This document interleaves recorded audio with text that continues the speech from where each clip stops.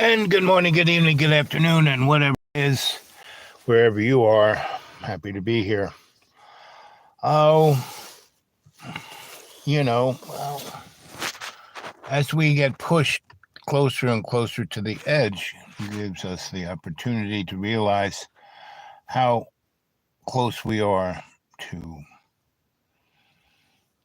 being where we want to be. When you realize that in every moment of your life, that's all you are, your moment of your life. And it's something that should be relevant. Here we are. Here it is, Tuesday, Wednesday, Thursday, Friday, Saturday, Sunday. Sunday is Easter, right? That's the rebirth of the human race. Friday, Good Friday, why do they call it Good Friday? Is when Jesus died. And what was Jesus' death? It was the bloody sacrifice for our sins, right? And what were our sins? But something that the Creator put us on the path of, right? The Creator realized we had this free will thing that we could manifest, go forth and be prosperous, manifest, go manifest. Well, to do that, we'd have to disconnect our unconditional self, our spirit, from God's love. And just for a moment, right? Until we could creatively move into God's unconditional love, right? That we chose to do it, that we weren't just manufactured to be it like all the rest of all our relations are. No, all our relations, every, feathered, furred, skinned, crystalled, everything that exists that's been created, you have to realize that the God that we have, we don't even know what that is, right? And so when people of different cultures and have different religions, and they all, my God's the only one that, you're going to hell, yeah, really? I don't think so. But if you look at all of the, shadows of what has come before us, right? Before, and in the beginning, there are all kinds of civilizations, so when the Bible says, we've been around about 6,000 years, well, if you add up all these people, there's something, well, that's true, but that's just within the construct of the Abrahamic religions, the Bible, the Old Testament, New Testament, and the comic book of, what is at the end of the New Testament is,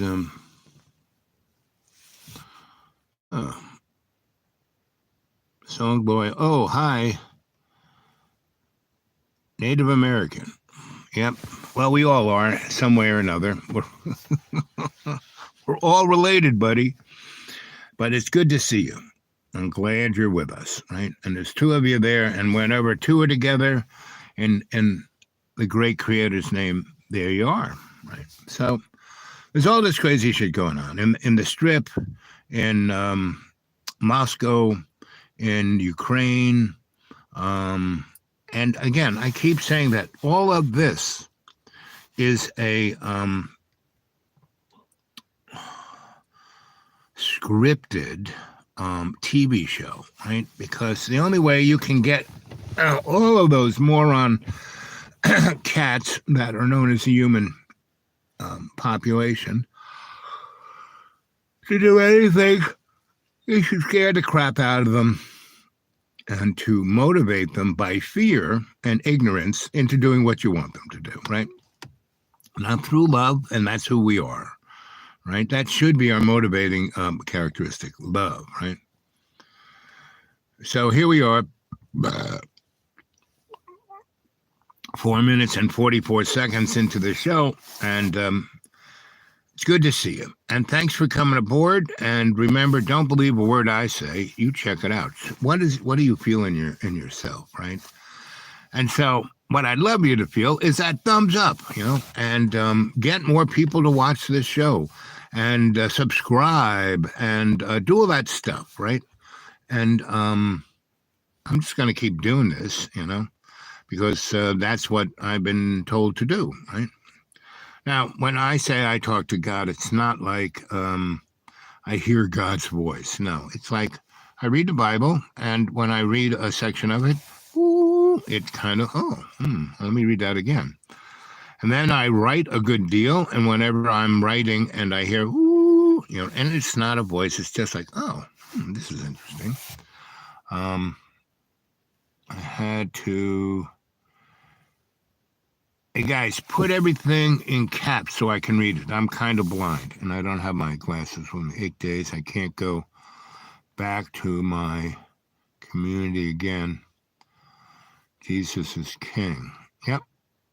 Well, Jesus is more than king, right?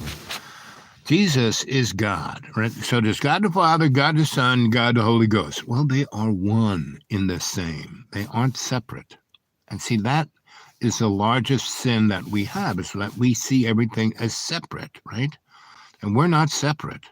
We're all the same. We're all our relations. We're all one entity of this co-creation of love. It's a work in progress. So Jesus was God, God, think of God, the great creator. So if you're a Native American, there is the great creator in the Native American and also indigenous peoples lexicon. The great creator made everything, right? And that's, they leave it at that. They don't go any further, right? Thank you. By that, I mean he's at the top of Most High. Okay.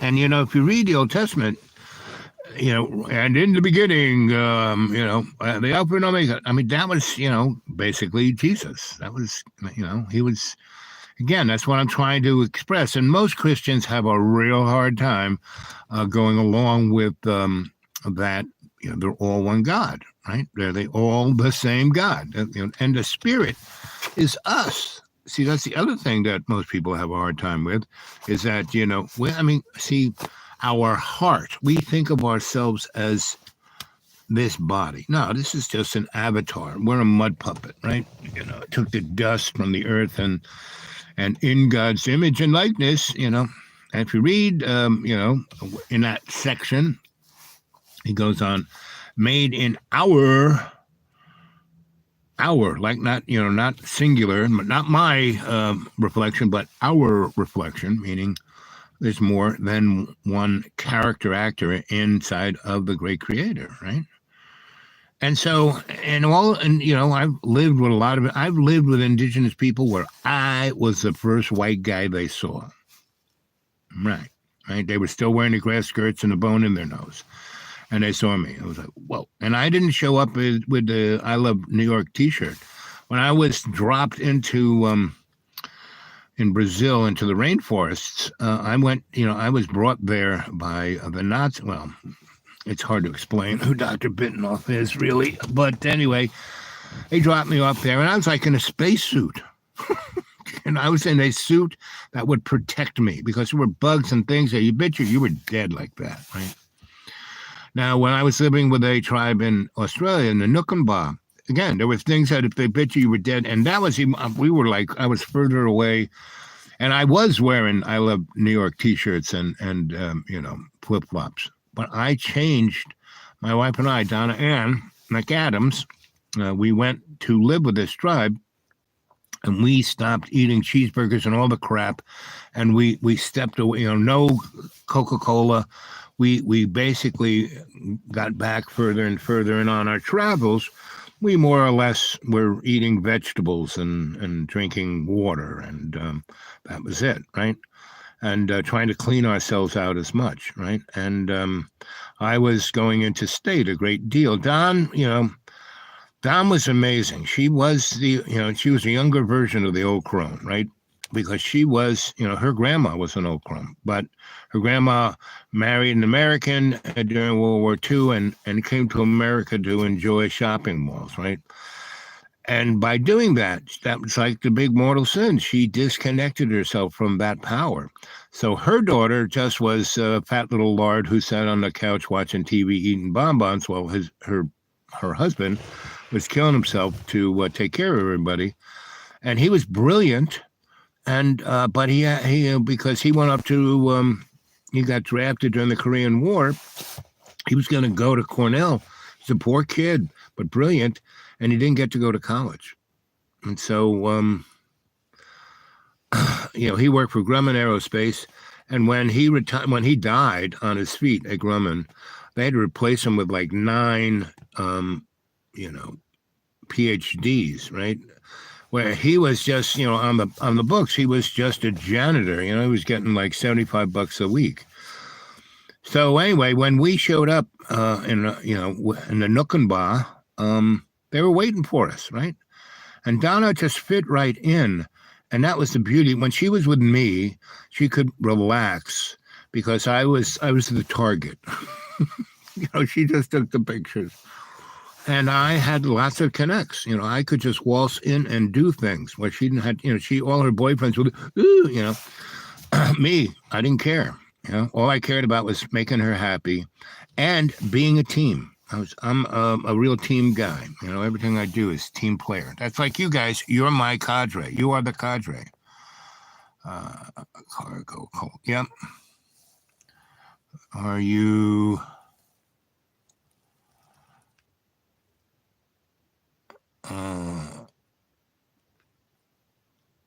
I'm a penitent. I'm penitent, meaning I've been very blessed. I died so many times when I was a kid. I saw God all the time. And God was always like patting me on the head. You're doing a great job, right? And everybody was also great in the job. So I was always in an environment where sin was not the problem. I mean, I never lied, cheat, or steal. And I remember my buddies in Harlem, we were like 6 years old. We were running around the streets, no big deal, because the grandmas took care of everything. I mean, they were watching out.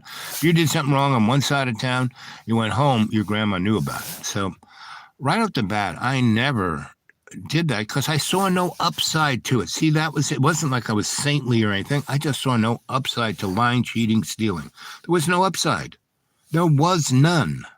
If you were honest, you were forthright, you were right there, you were always being you, you would get, immediate, I have like what is known as instantaneous karma. I mean, if I'm at the supermarket and the lady gives me, a dime's more in change than I need it, and I see it, if I don't give it back to her, I walk out in a parking lot, get hit by a truck, right? So I have instantaneous karma, and that's been my whole life, right? So I've been penitent. And what is that word? Do you know that word? Penitent. It means you're always in a state of receiving grace. And you can only receive grace. You can only receive forgiveness. You can only receive faith. You can't manufacture it by good deeds. You read the Bible, you know that for sure. I mean, look at Job. And so what you have to be, and why Job, the real story of Job is to be penitent. No matter how terrible, he was the top dude. He was the A-lister. He had, big house, a lot of money, a lot of this, everything was going right. And the devil said to God, hey, look at that. And God said, look at my good man, Job. And Satan said, oh yeah, take some of that shit away. See what happens. And he took, not I killed everyone, died, blah, blah, blah. You see his swords on his face, his wife goes, curse God. He wouldn't do it because he was penitent, right? No, brother.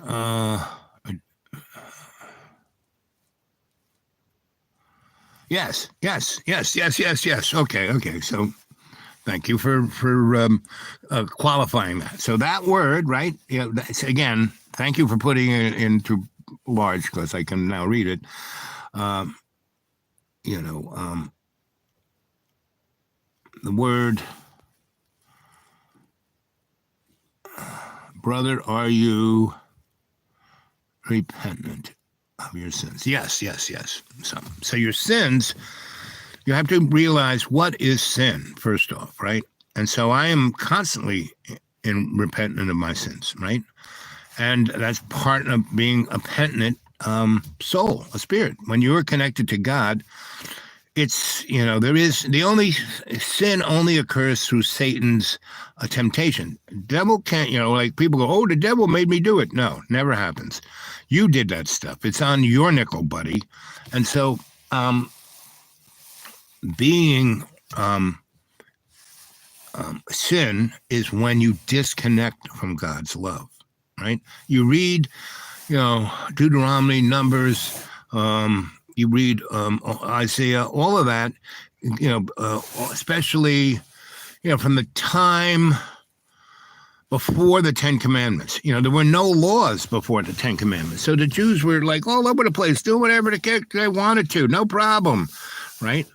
Now those, the Ten Commandments weren't laws per se, and that was the big problem, is that the Jews and then the Christians took the Ten Commandments as laws. No, the commandments are a thing of a conversation, and God saying, hey, do this. And, and so you're supposed to vibrate in that spirit.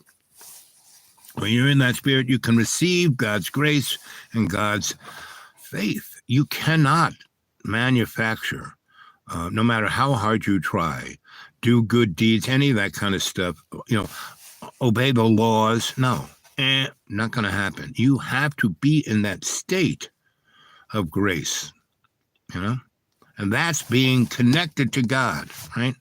So anyway, God, gave us the commandments, and the Jews still couldn't, still had golden idols, and, that's why Israel, and once you had Exodus, God was calling the Hebrew tribes, no longer that, Israel.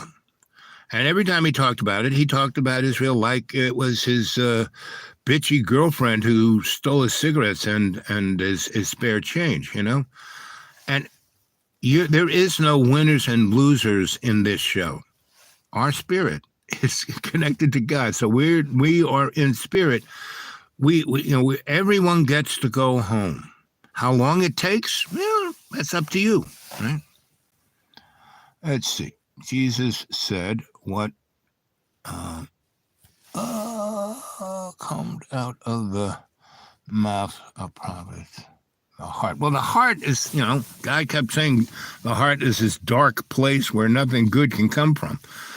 And again, if you think you are your body, if you think you are this meat puppet, not really. You are your spirit. So that's what God was talking about. Your heart, which is the thing that everyone thinks that's where their soul or spirit no. And it's your personality. Definitely that cream cheese between your ears, right? This is your RAM. I mean, you got to realize that we are avatars. We are robots, right? Put in this illusion, this metaphor of a life, to have an experience that we can appreciate God instead of being in the garden and just, like being, I'm a good puppy, Let's see. Let's see, brother. It means to stop sinning by the grace of God. So didn't I just say that? Didn't I just say that? That's one of the biggest problems of religion, is that like the Baptist religion, right? So I go to 3 different churches, the Ku Klux Klan, Southern Baptist Church, and those guys are great. I love those guys because I talk like this, and they actually go, they don't believe a word. And I keep saying, don't believe a word I say. I want your life. You have to live your life, right? And I remember when the thing happened in October 7th, and they said, we had to kill all Muslims. I said, excuse me. And the lady who's the banker, I said, hey, didn't all that money we collected to build a hospital in the Middle East, wasn't that in the Gaza Strip?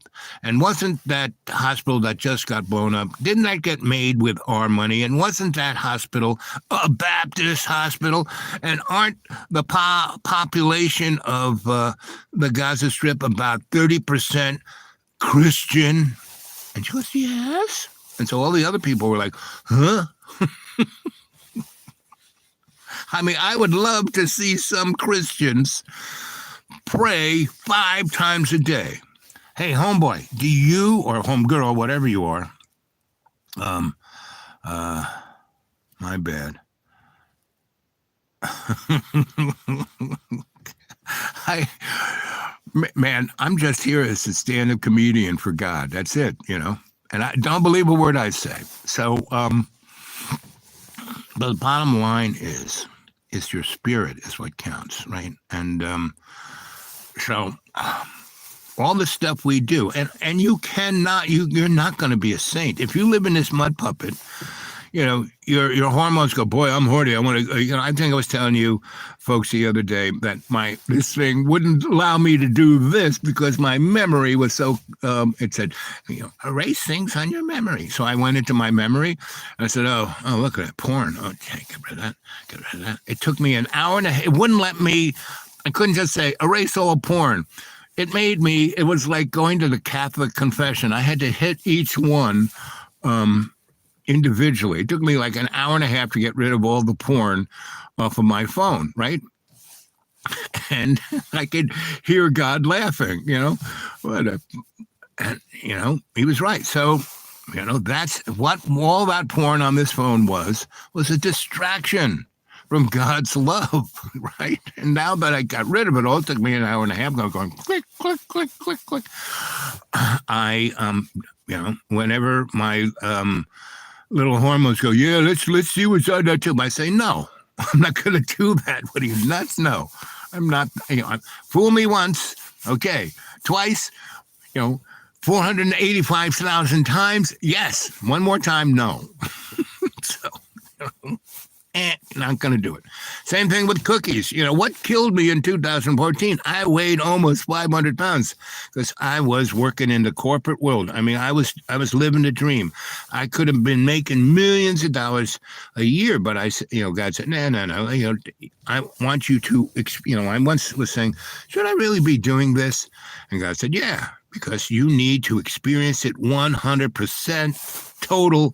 So after you decide not to do this, you won't go back to it. You won't, and it will be a decision from you and not from me and not from guilt and not being on the wagon and blah, blah, blah. So I had to be 480 pounds and keel over and die in a plate of mobster spaghetti, right? And came back, and it took me 7 years to get to this good-looking, almost 80-year-old guy. And every morning I'm dead. And it's I'm born up freaking again. And so Palm Sunday, because I'm a Roman Catholic, I really used to love that because they would give us tons of palms, right? That was like you were getting something, right? It's like going to the supermarket and you get your little ID and they take off 0.0003 cents from whatever. Anyway, no, I was reading the Bible. I got up pretty early, and I basically, where I live, I'm in a deep holler. So the sun doesn't really hit me until 10 o'clock. So it looks dark. And how I have go is that when the light is, when I go to sleep, I turn up the lights, it is darker than you can ever freaking imagine. There is no light, period. I live in a place where there are no lights around. There is no big box stores. The sky isn't lit up by incandescent light. There are no street lights, or I'm out way out there. And then I'm covered when it all greens out, man, you can't even find me, right? And so, so I woke up and I could have rushed and got to church, but I would have missed what I go there basically for is fellowship, and talking about the Bible. And I was already, 40 minutes late. So, I had the Bible with me, and I have all this, living room furniture all over the forest because I found it. And plus my friend who runs a thrift store said, we want to get rid of all this crap. You want it now? So they took it, from the stuff I would find on the street to the stuff these guys have, like nice bourgeois living room furniture out in the middle of the woods with nothing over it. No, I'm not like it's just, you kind of push the leaves over. I usually have a nice tarp over it, so when you sit on it, you can throw the rain off and not get all wet. And then I usually have a nice funky, what do you call those things? Quilt to throw over it, so it's dryish and warm, and you can wrap yourself up in it. Because even in the summertime, it gets cool up here.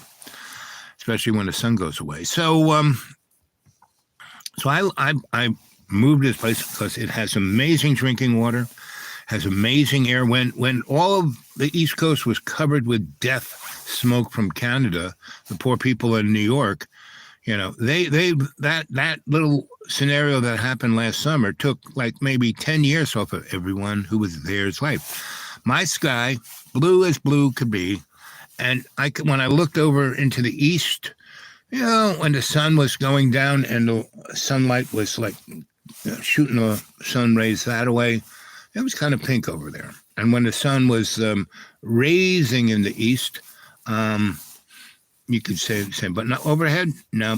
So I picked this place for a reason. It's and I'm down in they could nuke Kingsport, which is about 30 miles from me, and that's probably a target. It's a big, big, big, super duper chemical neck of the woods. And if that thing ever blew up, it would take out pretty much all of the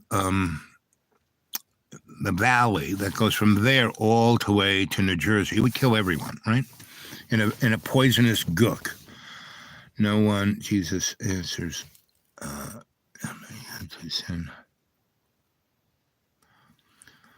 Again, buddy, you're not listening to what I'm saying. I said that no one but you do evil, right? All the killing that's going on around us now, the devil ain't doing it. Now, he is definitely Mr. Temptation, yes. And Jesus is Mr. Forgiveness. And you can't get to God's unconditional love without going through Jesus. These are all, if you are at all have any of this going on in your life, these are very simplistic, very, hey, this is what it is kind of things, right? And you don't have to, because when if you really, I grew up in a Roman Catholic family. My mom was Irish-German, right? And my dad was Italian. And my godfather was a cardinal, 3 hats from the Pope, right? So as soon as I was born, I was meant to be a priest, right? The rest of my, feral weasel brothers and sisters, not so much. But I was, and I was always into electricity. And at 6 months old, I stuck a knife in the outset, and I was like, but I wasn't really getting shocked. I was just in the flow. And that was the first time I really felt God, And my sister ratted me out, and my mother came running in, and she put her one hand on the radiator and took the other hand to grab me out of the outlet. And that made her a circuit, because that radiator, she was really grounded. I wasn't. I was a floating ground, right? And from that point on, that was it. God and electricity were the same thing to me. And that's what we are. God is like electricity, spiritual electricity, right? And so I was, my grandma took me off into Harlem, and there were thousands of cultures all around me. I grew up in a salad bowl, not a melting pot. And I had all these great teachers, just, right next door. The lady who was our next door neighbor, Mamo, she was this brilliant, great Black woman, and her husband. And during World War II, she was a doctor. She worked at the VA for the Black soldiers because they needed them. And her husband was a lawyer. And as soon as the war was over, she became, a cleaning lady. They wouldn't let her practice medicine. And he was a bus driver, but he was still a lawyer, right? He was, when Black people needed, because he had registered. Anyway, so I lived with, did you ever see the movie with Steve Martin, The Jerk? That was me. I grew up with those guys. So I was, from 6 months old, instead of getting that crap called formula, I was getting the vitamin D right from Mamo's tit, right? And Emily, Mamo's daughter, why she was breastfeeding me, was that Emily was on the other tit. And that was my sis. And she was Black, as Black could be. And she is a great lawyer. She took up after her dad. And she's doing it. And so I grew up with all these people who weren't like on welfare, weren't trying to get over, weren't drug dealers. No, these were people of their community. They were going to church, you know. And so I was going to Catholic church because Cardinal Cushing baptized me. I was his godson. I was going to be a rocket scientist. That was his dream. I was going to be a rocket scientist for the Pope, because most of NASA, the people who worked there, especially old school, were basically, priests and nuns, and basically came out of Operation Paperclip, basically Nazis. And most of the Vatican is Nazis, right? They had the rat line. They spirited 1 million Nazis, and not just guys who were in the army, but, really nasty people. And they got them out so they wouldn't have to be tried, because if they went to Nuremberg, a lot of the dirt about how England, United States, how this world really works, and that the war was nothing more than a scam, just like what's going on now. This is all a scam. It's not even close to biblical, right? End times aren't any time close, right? And so God, so when Jesus, here it is. We have Good Friday, and Jesus dies for our sins, and then comes back. Well, the boys were not under the cross, The girls were, and that was his real apostles, was Mary Magdalene's crew. And so they were there, They were praying. They were in state with God. They were there for Jesus, not the apostles, not the boys. No, they were all riding, ooh, and none of them believed that he was going to come back, even though they watched him with the miracles and raising other people from the dead. They didn't think he was coming back. So, the Last Supper, they were whining about who Jesus loved better, right? Because after Palm Sunday, they were like, "Hey, wow, we're going to have, they think he's king. We're gonna be in the court. What job am I going to have, right?" That's what they were thinking. Girls, no, they knew who Jesus really was. So anyway, so he rises again, and they're there waiting for him, and they go back and tell the boys, and they're like, "Oh, I don't believe it." And so he shows up, and he's there for about 40 days, and he tries to basically, like you read Luke, the week or two before he goes up on the cross, he's telling them, "Hey, listen, I'm not going to be with you guys." He just tells them everything that's going to happen. They don't believe it. They can't see the signs, like when he goes and washes everybody's feet. He does that. None of his boys understand what he's talking about. Well, the guy who was, the Pharisee, not the Pharisee, who's the guy, the good,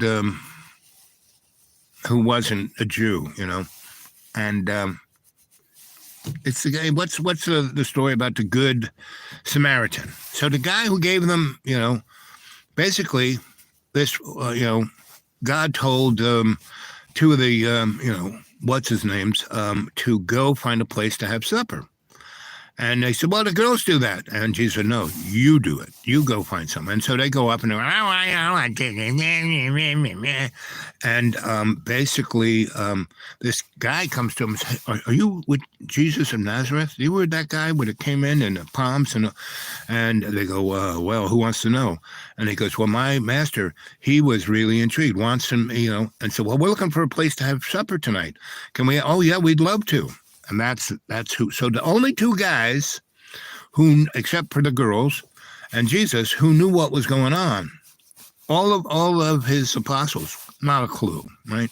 Because he asked them, "So, what does what do the people say I am?" You read Luke, all of Luke 6, 1 through ever, but 6 is that 6 is good because he basically talks about the big show, where he basically, he names the real estate that, this is the land where we have been over the last 3 years. Everyone has seen us, blah, blah, and this is, So what do the people say I am?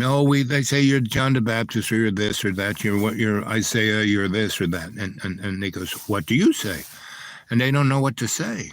Girls do. And then the guys look at him and go, "Oh, the girls." So that's, every minute. See, the thing is, you're only alive this second, this moment. So you have to have God's love in your spirit in this moment.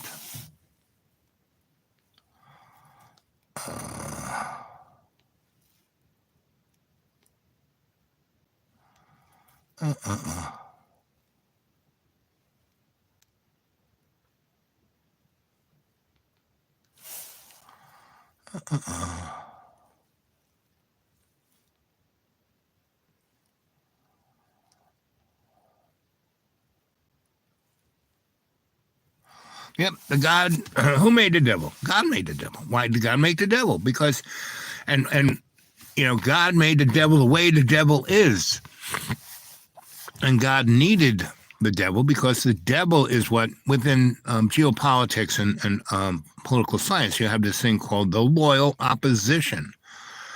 So the devil always, and Job is a perfect example. There they are, God and the devil talking like they're at a bar, good buddies. And so God needed someone to tempt the children of God, right? So they could have experiences, so they could sin, so they knew what it is. So as I grew up, I kind of knew what it was from the very beginning, and I realized there was no upside to sinning. But, doing a little of this, having sex wasn't sin, right? But having sex without any connection to God's love, that's the sin, Like, why did the Indians, bless tobacco? The white people said, what is this? Oh, it's tobacco. Well, what is it used for? To talk to God. What's that mean? It's a sacred substance that we use not regularly, but in ceremony. Here, look, we have these pipes. We have these things called prayer ties. We put tobacco in them. We do it. We put it up and we pray to God, and we hang them in our tents, and then we smoke. We take down one of those ties, and we smoke it, right? And we do it in ceremony, in loving praise, in communication with God. Now, they weren't smoking pot or anything, but tobacco and sugar are the two most addictive, mind-altering substances that your body can ever have.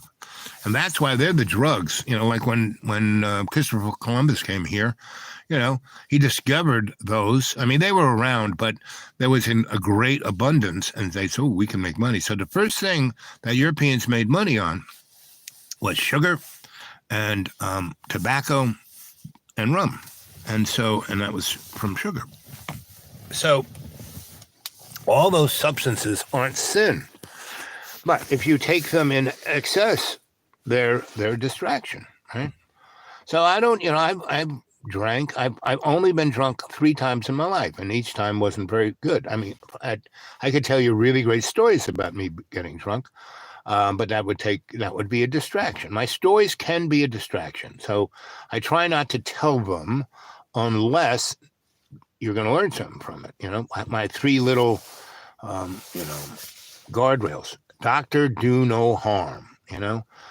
Number 1, I don't do anything if it's going to cause anyone any harm, period, Next, don't get involved unless you're going in to protect and get the innocent out of harm's way, and only do it if you have a workable exit, right? That's number 2.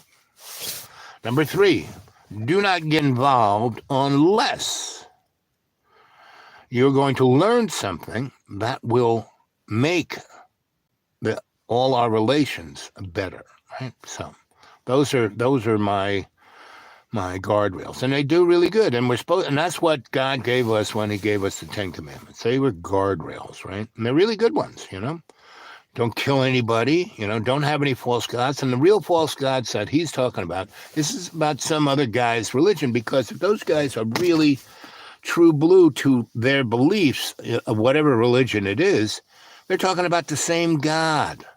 Pretty much one of my other godfathers was a guy named Thomas Merton.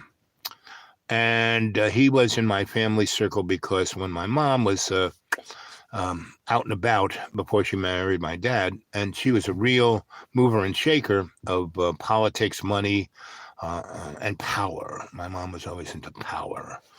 and she was a triple Capricorn, and she was going to go to college, but then the depression came, and so she had to, her father died, so she had 8 brothers and sisters. She was the oldest, so she was working at this factory where the guy who owned it, she and him were woo woo, and plus she was brilliant, so he let her, have a real influence on the business, and it was a large corporation. And that was going to be her thing back to the good old days of being a robber baron. So, but depression happened. Plus, his wife was like getting a little tired of the woo woo. So he sent her off. He was on the board of a thing called Roosevelt Hospital in New York City. So she went there, went to nursing school, and she just aced it.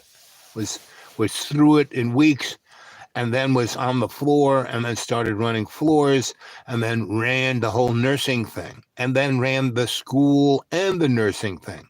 And then they not only had a nursing school, they also had a medical school. And she ran the medical school, and then she was like running the whole ball of wax, but not like her name was never on a desk. She didn't have, the corner office. But all of these guys who were just, what would you call sycophants, their families were rich, and they, so where are you going to put this moron boy? Oh, let's send him to medical school. Oh, he's shit at that. Well, let's just put him as the director of this department. And anyway, so she ran all of that, had a lot of power because she could really save the day for somebody or make them look like a jerk. And that was my mom's great skill. And that's why my mom and dad hooked up. My dad, was Mr. Triple Virgo, could make things happen. He was a bird colonel in the Air Force. And boy, those two were like, woo, General, what was his name? The guy who ran SAC, who burned all of Europe, a real psychopath, Curtis LeMay. So all these people would come. My parents could have the best cocktail parties. Well, if you see the movie Oppenheimer, the only reason that the bomb got built was they went off into they built a little town out in the middle of the desert and had a good time. And they were having, everybody was stooping everybody else and having a good old time. So when my mom wasn't married and she was head of this hospital, all these rich people had, grandma and somebody sick who needed a nurse, right? Well, they couldn't afford to get a nurse like that. So my mom's running nursing school. She would send over a couple of nurses who would take care of this, that, and the other. And she would get, gifts and favors. And one of the gifts she got was, there's a place, this guy built this like community, like gated community in Queens, right off the Long Island Railroad and the subway. And it's where the tennis matches are, the big fancy tennis matches.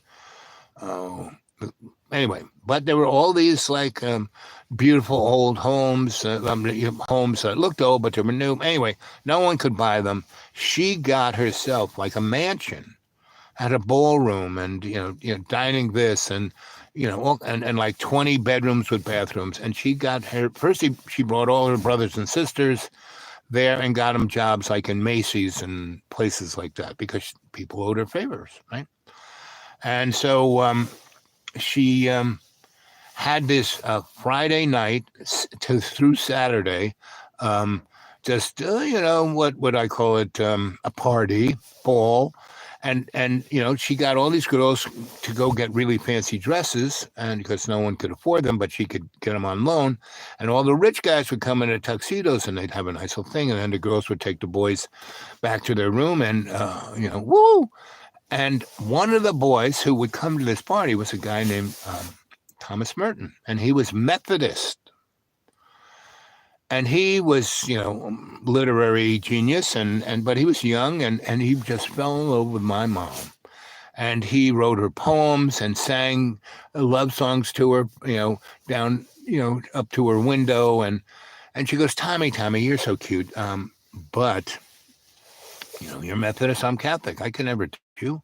Go become a Catholic. So he does. He goes off to become a Catholic, and that's who he fell in love with, was Jesus and God. And say no more, right? So when Thanksgiving, Christmas happened, and he was in town, he would come to our house. Same with, um, Steinbeck. John Steinbeck was my second cousin, my mom's first cousin, right? Her German side was Steinbeck. So anyway, that's what I grew up in, right? And that's not what most people grow up in, right? Now, not to say, my family, my parents should have never had kids, but I was saved by not having to go through it because I was sent off to live with my grandma from, 6 months old to 7. And then I came back at 7, and they sent me off to the Catholic school, and within 4 months, this Nazi nun murdered me, crushed my larynx, broke the orbit in my eye. That's why I can't see out his eye. And I broke the little stirrup in my ear, so I can't hear out of that ear. But I can, but just not like other people do, right? And so to get that, my cardinal godfather sent me to the Maryknols, not their seminary, but their sanctuary in Garden City, this beautiful castle. And there were about 40, 20 women, 20 guys. And they never wore the uniforms. They wore street clothes. And they were scholars. They had more degrees than a thermometer. And they rebuilt me. It was like the $8 million man. There was an audiographer. Guy taught me how to talk, how to listen, how to see out of this. Now, you're not seeing out of this eye like we do, but you're seeing other stuff, and that's interesting. So if you can marry those two together, you're gonna have a vision that most people don't have, right? And they knew this because they weren't just stuck in a little expertise. No, these people were gigantic scholars. They studied lots of stuff to all the way. That was my teaching of liturgy, right? Of theology. That's when I was taught religion. Studying the Bible way churches do. That's religion. That's a business plan. Theology, you're trying to figure out how God talks, right? And how he's talking to us. That's theology. So that's so 7, 8 into 9. And then I went, and my parents moved from where they were to a very kind of place where all the rich people out there near a place called where C.W. Post College is, right? And that's where all the big estates were, and a lot of the farms were still, like most of the food to New York City came from there, right? Most of the, that neck of the woods, further east near Islip and further east of that, they grew more potatoes than Idaho, right? More corn, it was more cows, you name it. It was all going to New York City because they had no refrigeration. It was just right there. So that's what I grew up in, right? So when people, our friend got to talk about Jesus and all of that, now that guy is 100% right? But when you turn yourself into a judgmental, and that's what a Pharisee was. They were the lawyer of the Torah, right? And that was Paul. Paul killed more Christians than any Romans, until, he kind of had a vision on the road to Damascus, and he realized, and it would like hit him, right? And it was like, so he was Saul, Better Call Saul, in walking, that turning bad, that guy, that lawyer, that was Paul, right? And then, boom, and he realizes, no, we have to go after, the real money is in the people who aren't Jewish, the Goyim. And so, he became Don Draper of, Mad Men, the TV show Mad Men a few years ago, about advertising guy. That was Paul. Paul, was Don Draper. Now, TV was given, everything that we have in our world is given to us from God, everything. And if you can't kind of twig on the fact that all this stuff, it's a sin. Well, the only sin there is when we disconnect ourselves from God's love. Everything else, no, it's not even real. It's an illusion. Hey. Okay, let's see if I can. Let's see.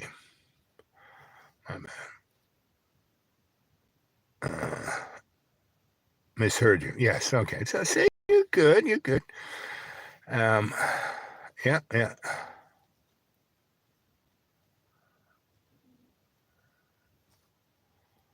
Yep.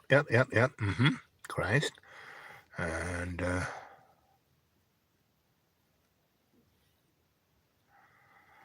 yep, exactly. And that's what Jesus does. That again, it's God. It's when we start to when we like Christianity can be a false god because it separates everything out. Jesus is God. You know, he just the Godhead physically couldn't come and make an appearance and does look, the Godhead came as a burning bush. Always has to be. But for us humans to relate to God, he had to come as a human. So ergo, read Mark. Mark describes the whole path of how Mary had Jesus, right? In a very, very good way, and because, and that's, see, again, if you litigate the Bible like the Pharisee did, like, you're just acting like the Vatican does by selling, you know, indulgences. That's a good. Hey, yeah, you got a little drunk last night. Here, buy an indulgence. You'll go to heaven. No, it doesn't work that way because everyone's going to heaven. And when religions like who are those guys? Unitarians. They basically say there is no hell, right? There are a lot of teachers who teach that, right? Well, there is a hell. It's right here and now, right? If you're in the strip right now, that's motherfucking hell. If you were in that place that got blown up in Moscow, that was hell. If you are in the Lower East Side, well, not in the Lower East Side, but some place in New York doing drugs and being, that's hell.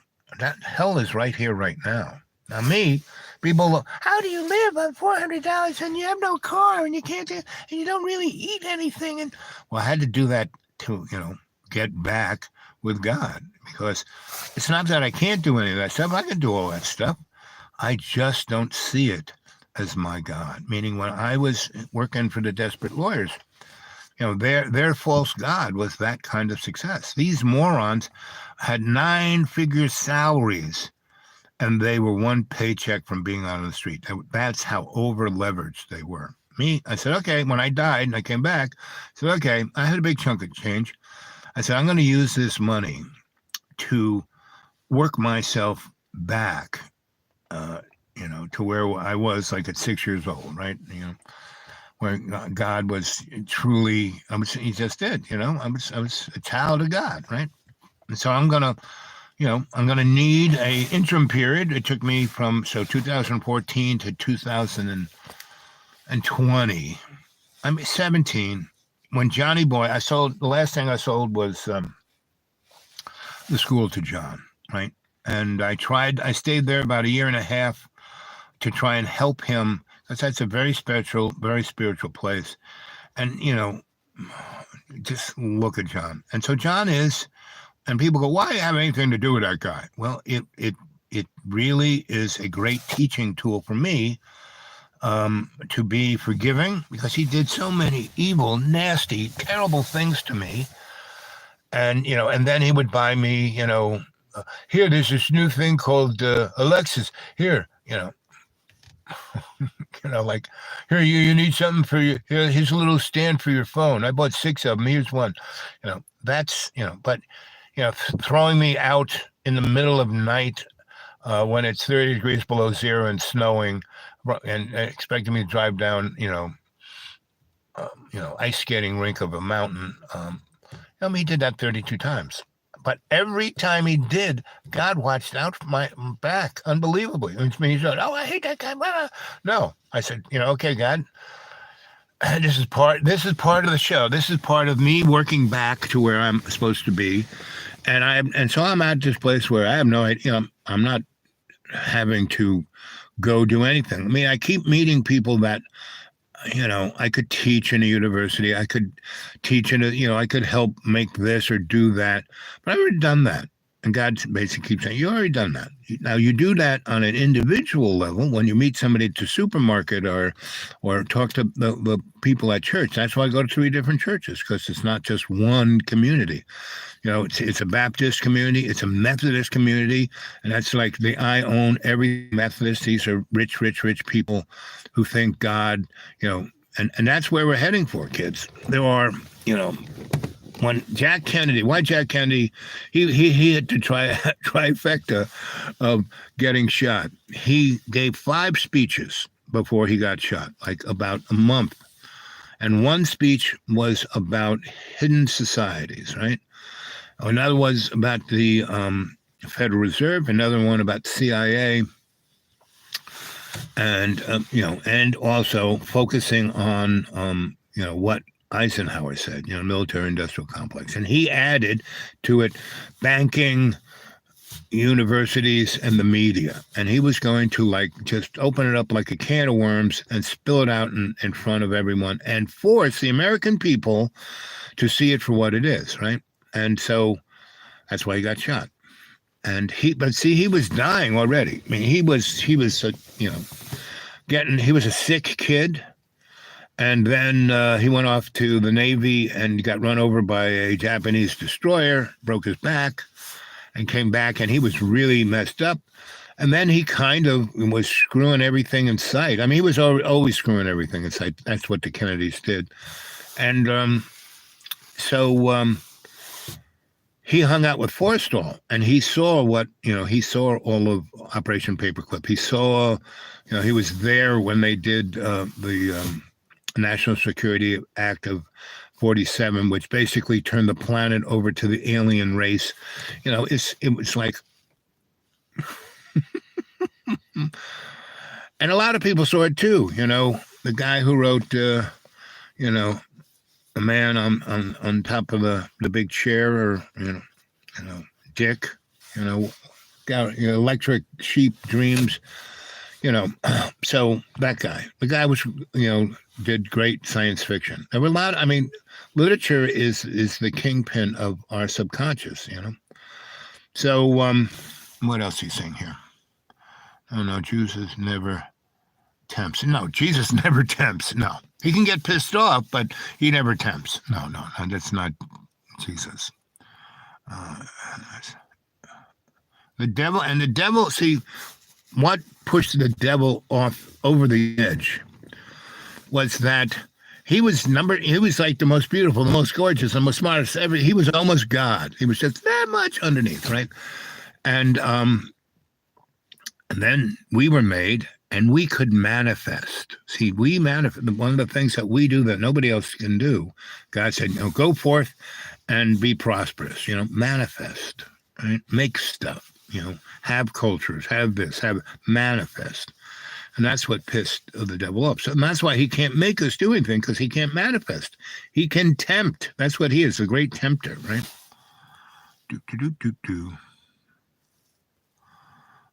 What else are we saying here? Who made the devil? Yep. That's what Jamie said. 5 loaves and fishes. Yep. Grace, that's what did that, yeah. And it was a multitude. It was almost the whole world. Like I said, you read Luke 6, and he describes where they were those 3 years. They basically walked around the known world and had, you think, the A-lister rock and roll guys have big football stadiums full of, the Super Bowl. No, that's not even close. These guys had whole valleys of people, and they would be like all different cultures, and they weren't like killing each other when they were there. And there'd be maybe 50 different languages. And as Jesus, without a microphone, was talking on top of the hill, they couldn't even see him. They heard him in their language, right?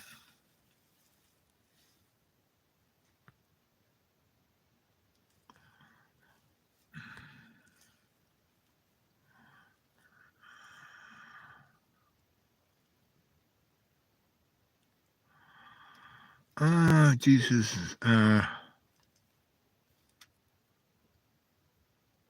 Yeah.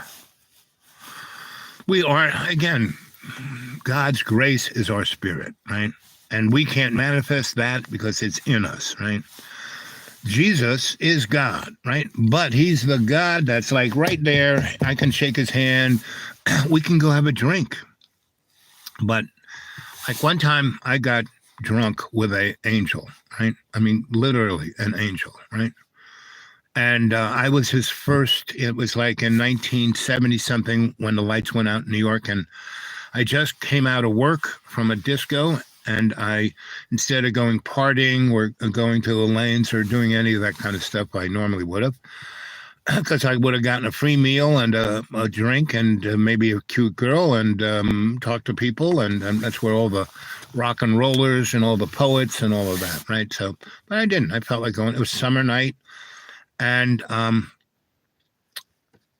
never not had the money, even though I live on $400, whatever money I need, there it is, right? So it's like, so when I talk to God, I do it in a penitent state, right? And so I ask questions. I never ask, oh, I want this. Oh, why, I wake up every morning dead. And do I go, oh, heal me? No, I just go, I love you, God. Thank you for allowing me to breathe this moment, right? And then I breathe and pray. And then my eyes open, and all I can see is floaters and every kind of unbelievable crap that my eyes are producing. And I go, thank you. And this one here, woo! So it's when this one's really going crazy, I can't get them to work together. So I see two separate realities. That's always fun. So wow. Like my eye doctor, my eye doctors, they work on me because all of my doctors work on me because they can't believe I'm alive. And it's just, wow.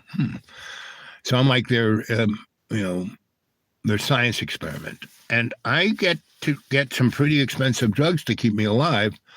My diabetic drugs, right? I started taking it, and I don't take insulin. I take this other thing, like basically diabetes is like your liver is a screen, and all the crap you eat kind of goes through it, and it makes certain enzymes, and one of them is insulin, which allows your body to use sugar as an energy source, right? Otherwise, if you don't have that, it is a real poison and eats you up, right? And you die. So they gave me this drug that basically is an insulin, but it cleans the screen, right? And I only have to take it once a week, right? So I've been taking it, but it costs $1,200 a shot, right? So I could never afford that, and Medicaid would never pay for that.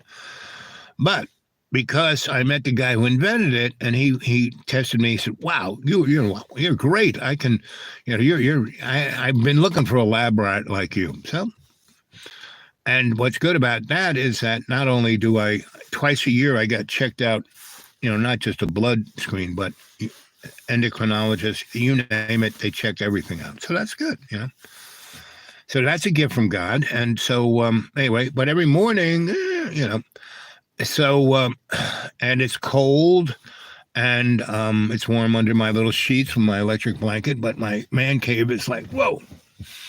Even when it gets summertime, it's still in the morning 60 and kind of, very dank. So but I don't need air conditioning, right?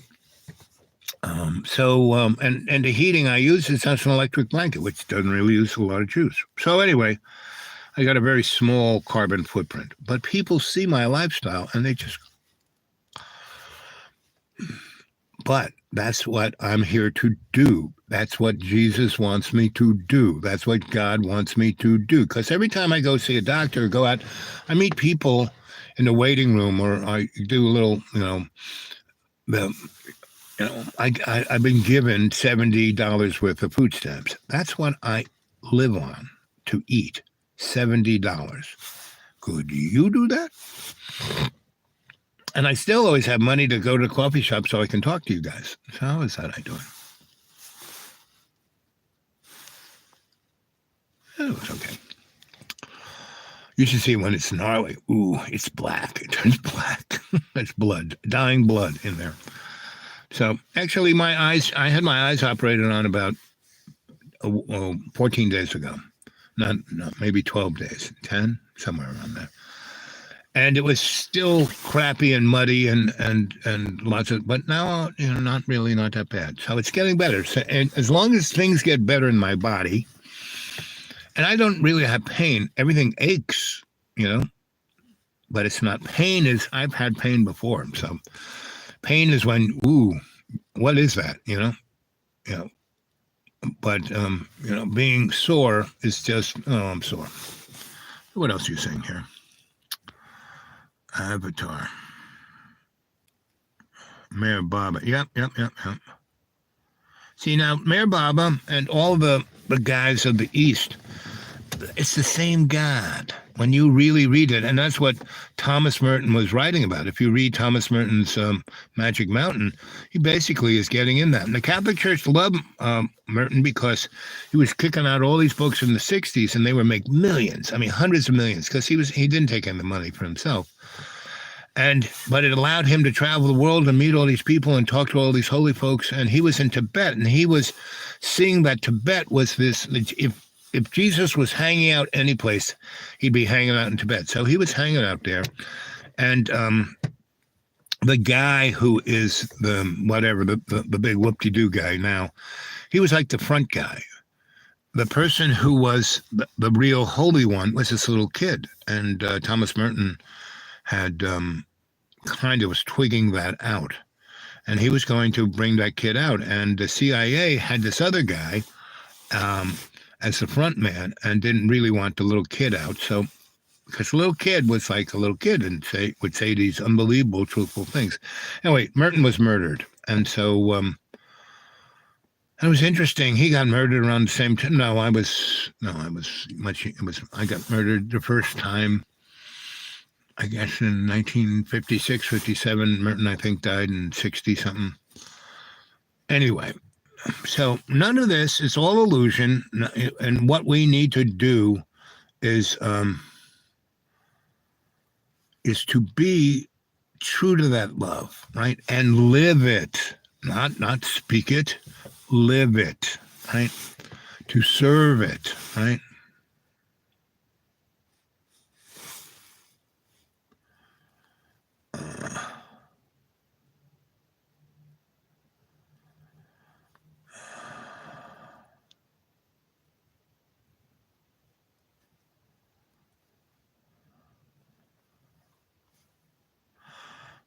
If I could. Well, someday, James, we will. If I ever get, so, I got this thing, I found $12 in my pocket. And so I went and put like 4 of it into this pony here, my buddy's beater. And I heard, oh, why don't you buy a lottery ticket?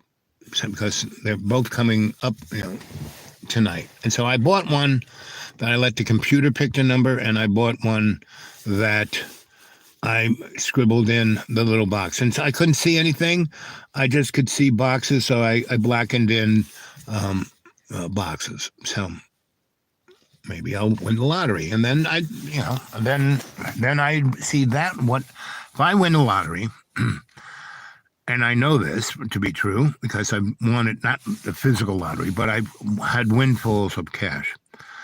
And I can either use it to do amazing things for others, or I can waste it on myself. And usually when I'm in that mode of wasting it on myself, I still spend most of it on others, right? Because I like seeing other people happy, right? So, and pretty much my whole life, no matter how debauched it might seem sometimes, I was doing it because God was saying, yeah, you need to try this out. You need to do this. And the basic other little rule I was given was never judge anybody else, and follow the 10 Commandments as you spiritually feel them, right? Have no false gods, meaning don't turn money into my false god. Don't turn stuff into my false god. Don't, that's the golden calf, right? Don't kill anyone ever. Now, when I went and was in an ashram, and I was, they were teaching me to be a healer, right? And so that meant I was going to be a monk. And to be a monk, you needed to know how to protect yourself and others. So I got trained at that, right?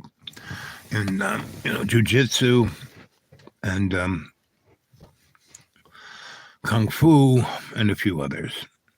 So because they're also like qigong and tai chi are healing techniques, but they're still martial arts, right? So I learned a lot of martial arts, and I was when I get myself out of the way, I'm very good at learning things and muscle memory. It's like I have a spiritual muscle memory.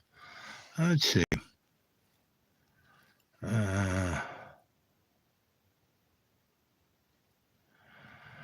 They would have done that, protected his family. And the best way, so when I learned martial arts, the first thing we were all taught was how to see, right? How to see 4 blocks down, 360. So when you see the person up to no good 4 blocks away, they don't see you. What you do is you get yourself out of harm's way. That's the best thing to do, is get yourself out of harm, not to fight, not to get there, and right? And so that TV show Kung Fu, Kane, he was never going to fight, but he never got himself out of harm's way, right?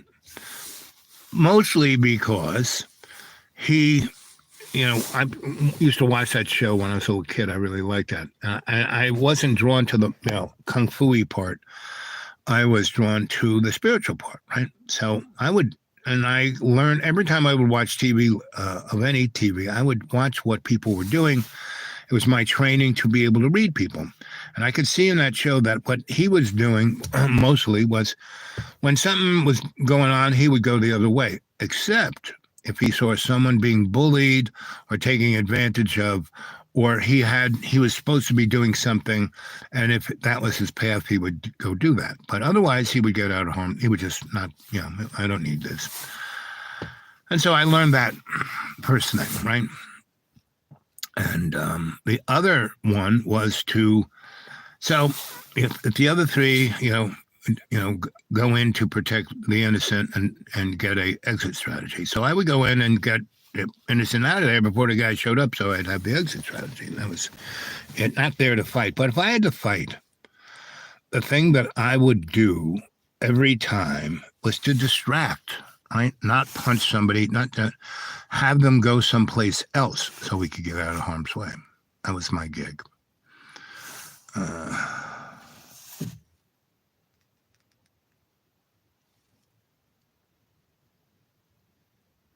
Yeah, dark journalist, right?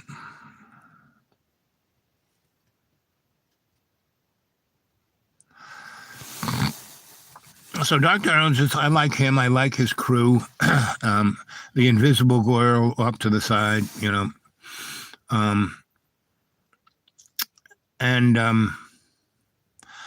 I like the fact that he's not the perfect saint. He's got what I like about him. He's got a great deal of really good information. He has some really good people come and he interview and they have a discussion, like Joseph P. Farrell, Catherine Austin Fitz. Oh, who's the guy who is all about admiralty law? The other guy about COG.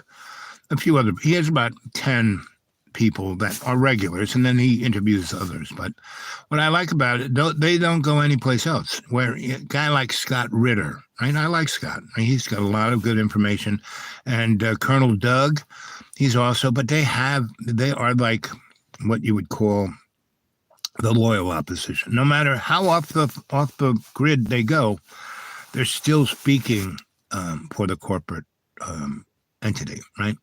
Because corporate entity needs everyone to really know who and what they are and what they're doing. They just don't want to come out from behind the curtain just yet, right? And when they do, it's going to be somebody really, it's going to be like childhood then, right? So anyway, how long have we been doing this? How much juice do I have left? Oh, I got about 10, 15, 20 minutes. What time is it? What time is it? Come on. I better get going before it gets too dark. Anyway, so I hope you enjoyed this show. Throw in some more thumbs up, subscribe, do all that stuff. Get other people to watch. Sit down in a bar and talk about this stuff to somebody else, because I'm just your griot throwing a shamanic pebble into the World Wide Web's pond, right? So I look forward to hearing from you again. Oh, boy, my butt hurts. But I got to go. So think of me with love and kindness and healing tomorrow. I have things that could let those morons. No, they're okay. My heart doctor, he's okay. So I'm going to let them play with my heart. And you'd think, a nice common time, I'll get here by 10. No, I have to get there at 6 in the morning. I don't know.